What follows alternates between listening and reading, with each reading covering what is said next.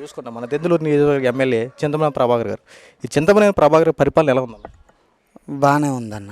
ఎందుకంటే ఇక అవి చెప్పితే నన్నొక్కనే కాదు, అపోజిషన్ పార్టీ వాళ్ళని అడిగినా చెప్తారు. గతం 5 సంవత్సరాల క్రితం ఎట్టుందో అంతకుముందు 5 సంవత్సరాలు ఎలా ఉందనేది. ఎందుకంటే ప్రతి పథకాన్ని అమలు చేస్తాం.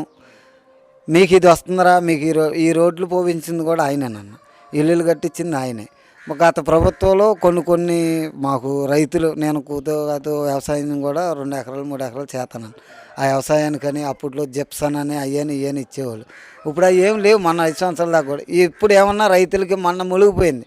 రైతులకంటూ మరి మునిగిపోయిన పొలాలకి డబ్బులు వేసారంట ప్రభుత్వం, సాయం చేశారంట. 15,000 20,000 అట్టగా చేశారు. ఆ సాయం కూడా చేయలేదు ఇది వరకు. మేము అంతకుముందు ఇప్పుడు వేరే చోటన చేస్తున్నాం, అంతకుముందు చేసాం. మేము 3 ఎకరాలు చేసాం. కనీసం ఒక కంకు కూడా కొయ్యలేము మేము. రూపాయి బిళ్ళ ఆర్థిక సాయం మాకు చేయలే. 3 సార్లు ఊడ్చాను నేను మొలకొచ్చి పిఎల్చేను. కావాలంటే ఆ ఓనర్ గారి పేరు ట్రాక్టర్ బాబిజ్జి గారు అంటారు. బాబిజ్జి గారు ఆయన పేరు, కమ్మాయనేనన్న. ఆయన చేనే మేము చేసాం. 2 సార్లు 3 సార్లు మునిగిపోయింది. రూపాయి బిళ్ళ మాకు ఆర్థిక సాయం రాలా.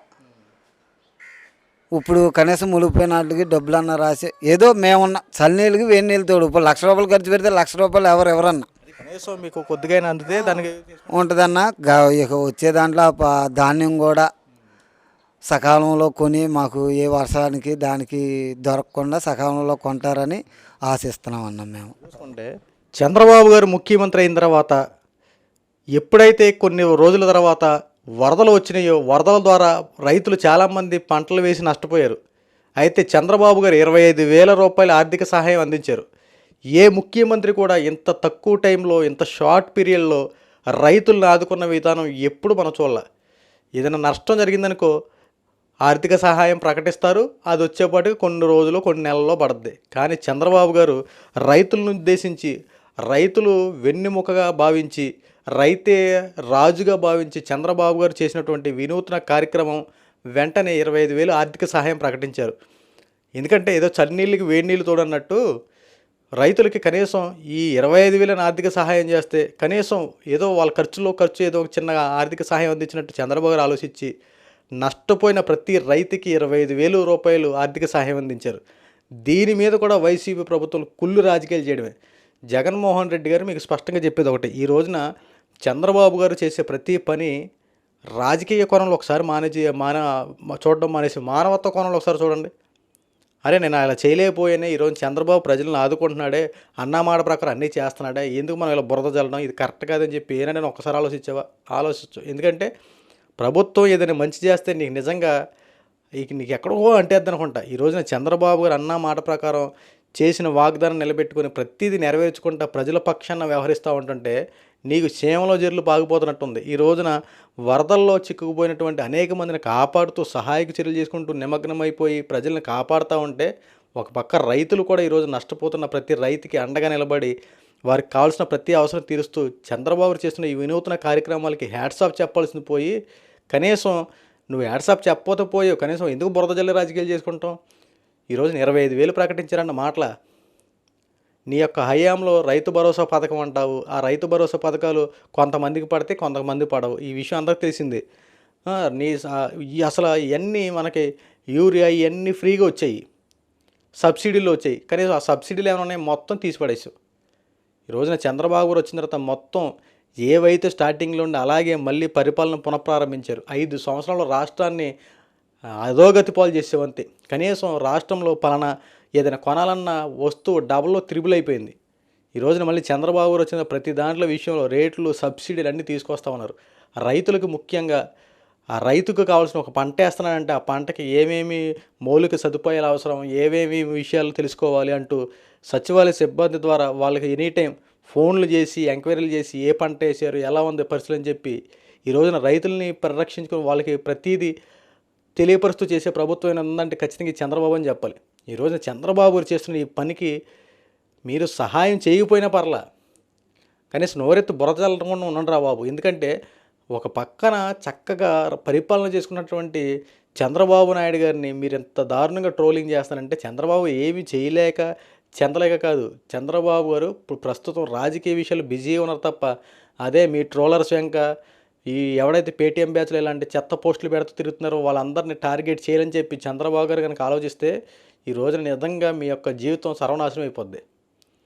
ఎందుకంటే ఏమి చేయలేక ఏమి చెందలేక చేతులు ముడుచుకొని కూర్చోలే, ఆలోచిస్తున్నారు. ఎందుకంటే ఇది ఇది ఇది ఇలా ఉండాలి, ఇలా జరిగితే బాగుంటుంది, ఇలా ఉంటే బాగుంటుంది అని చెప్పి ఎంతసేపు ప్రజల పక్షాన వ్యవహరించి రాజకీయ కోణం అంతా ప్రజలను ఉద్దేశించి చంద్రబాబు గారు తిరుగుతూ ఉండండి. ఈరోజు కూటమి ప్రభుత్వం అంతా ఆలోచన విధానాన్ని మార్చుకొని ప్రజల వైపు వెళ్తూ ఉండండి. మీరు ఇంకా ఇదే అదునుగా చూసుకుని రాష్ట్రానుసారంగా మాట్లాడుతూ ఉన్నారు. ఇప్పటికైనా ప్రతి వాళ్ళు తెలుసుకోవాల్సింది ఏంటంటే చంద్రబాబు గారు చేసే ప్రతి పనికి తోడుగా ఉండండి. చూడండి, విజయవాడ వరదల్లో వర్షాలు వచ్చి మునిగిపోతే ఎంత సహాయం చేశారో మనం కళ్ళారా చూసాం. 74 సంవత్సరాలు ఉన్నటువంటి చంద్రబాబు గారు విజయవాడ వరదలు వచ్చినప్పుడు మోకాళ్ళ లోతున నీళ్ళకి వెళ్ళి అనేక మందికి సహాయక చర్యలు చేశారు. క్రొక్లైన్లు ఎక్కారు, బుల్డోజర్లు ఎక్కారు, ఫైర్ ఇంజిన్లు. అసలు రాష్ట్రంలో ఎన్ని ఫైర్ ఇంజిన్లు ఉన్నాయి, అన్ని విజయవాడలో ఉన్నాయి. పారిశుద్ధ కార్యక్రమాలు ఎన్ని చేసేటువంటి పరిశుభ్రం చేసే ఈ మిషన్లన్నీ విజయవాడలో ఉన్నాయి. ఆ మిషన్ల ద్వారా ప్రతి ఇంటిని శుభ్రం చేసి సొంత ఇంటిని ఎలా మనం శుభ్రం చేసుకుని ప్రతి ఇంటిని తన సొంత ఇంటిలాగా చంద్రబాబు భావించి దగ్గరుండి అవన్నీ శుభ్రం చేయించారు. అంతేకాకుండా అక్కడ ఉన్న బైక్ రిపేర్లు కానీ ఇన్సూరెన్స్లే కానీ నాశనం అయిపోయిన ప్రతి వస్తువు నాశనం అయిపోయి అన్నిటిని చంద్రబాబు గారు ఏం చేశారంటే మళ్ళీ మార్చి వాటికి ఇన్సూరెన్స్ ఇవన్నీ పెట్టి వాళ్ళకి కావాల్సినటువంటి ప్రతిదీ ప్రజా సమస్యను తీర్చుకునేలా చర్యలు చేపట్టారు. ఈ రోజున వీటి మీద కూడా కుళ్ళు రాజకీయాలు చేయడం. ఒక పక్కన విజయవాడ వచ్చి వరదలు మునిగిపోతున్న జగన్మోహన్ రెడ్డి ఇదే అదునుగా చూసుకొని ఆ ప్రకాశం బ్యారేజ్ గేట్లు మొత్తం పడేసేయడానికి చర్యలు ప్రారంభించాడు. బోట్లు పంపించి నాశనం చేయాలని చెప్పి చూశాడు. చంద్రబాబు గారు విజనున్న నాయకుడు కాబట్టి వెంటనే దీన్ని పసిగట్టి అక్కడ ఉన్నటువంటి సహాయ సిబ్బంది ద్వారా వెంటనే ఆ బోట్లు తీయడం కోసం ప్రయత్నాలు చేసి ఆ బోట్లను వెలికితీసి మొత్తం విజయవాడనంతా కాపాడుకోగలిగారు. ఒక పక్కన ఏలూరు సంబంధించినటువంటి పరిసరాల ప్రాంతాల్లో లంక గ్రామాల్లో అక్కడ కూడా మునిగిపోయినాయి. ఇటు వచ్చి మళ్ళీ ఇక్కడికి వచ్చి ఇక్కడ సహాయక చర్యలు చేపట్టారు. ఎటు చూసుకున్న చంద్రబాబు గారు తనకున్నటువంటి పరిజ్ఞానంతో తనకున్నటువంటి అనుభవంతో రాష్ట్రాన్ని ఎలా కాపాడాలి, ఏ సందర్భంలో ఎలా వ్యవహరించాలి, ఏ సిచ్యువేషన్ ఎలా అధిగమించాలని చెప్పి తెలిసిన వ్యక్తి కాబట్టి ప్రతీదీ కూలంకుశంగా పరిశీలించి రైతులకి కానీ ప్రజలకే కానీ అన్నిత్యం అందుబాటులో ఉన్నారు. ఈ రోజున ఇదే అదునుగా చూసుకొని కొంతమంది సూపర్ 6 ఆ పథకాలు అవలంబించట్లేదు. సూపర్ 6 పథకాలు పక్కన పెట్టేశాడు. జగన్మోహన్ రెడ్డి అయితే ఈ పార్టీకి ప్రజలందరికీ అండగా ఉండేవాడు. నీకో 15,000, నీకో 15,000, నీకో 10,000 అంటూ ఈ పార్టీకి అందరికి పడిపోయాయి. ఇప్పటికైనా తెలుసుకుంటారా బాబు అంటూ జగన్మోహన్ రెడ్డి ఇష్టానుసారంగా ప్రెస్ మీట్లు పెడుతున్నాడు. చంద్రబాబు గారు అయితే క్లియర్ కట్గా ఒకటే చెప్పారు, బురద జల్లేవాడు శవ రాజకీయాలు చేసేవాడు ఎప్పుడూ చేసే మంచి పనుల మీద పడతానే ఉంటాడు. దాని గురించి పక్కన పెట్టేసేయండి. ఈ రోజున ప్రజలకి మంచి పరిపాలన అందుతుందా లేదా, ప్రజలకు మనం తోడుగా ఉన్నామా లేదా, ప్రజలకు అనిడితే మనం ఏం చేస్తున్నాం అన్నీ వ్యవహరిస్తున్నాం లేదని చెప్పి అది మాత్రమే మనం చూడాలి.